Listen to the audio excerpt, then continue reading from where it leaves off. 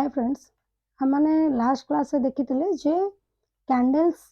विषय कैंडल्स कौन बा जो ग्राफ रे तैयारी होची देखुचे हमने डेली चार्ट रे देखुचे सेटा को कैंडल्स कोच बोले हमने देखी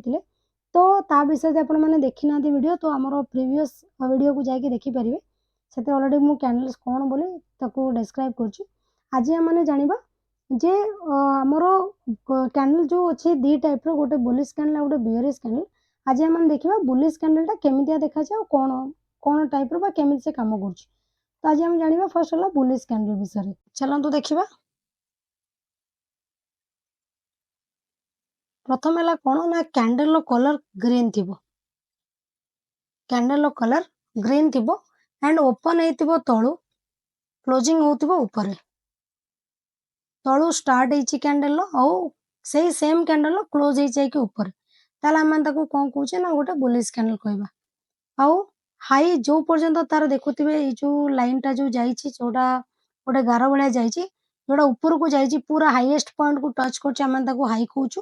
जोडा पूरा लोएस्ट पॉइंट को टच करची सेटा को माने लो कहबा आउ रहला नेक्स्ट कोन ना जोतरे कंप्लीटली कलर फेल्ड होची ए जो जगाटा आपण माने देखि पड़थिबे एटा को माने कोन कहूचु ना रियल बॉडी बोली कहूचु रियल बॉडी एंड ये जो लाइन रहिला बा क्लोज प्राइस टू जो हाई पर्यंत जो डिफरेंस टा रहिला बा open price to low price पे जो डिफरेंस टा रहिला जो लाइन टा रहिला ताको हम माने कोन कहूचे ना अपसाइड टा को हम माने कहूचे upper shadow and lower side को हम माने कहूचु कोन ना लोअर शैडो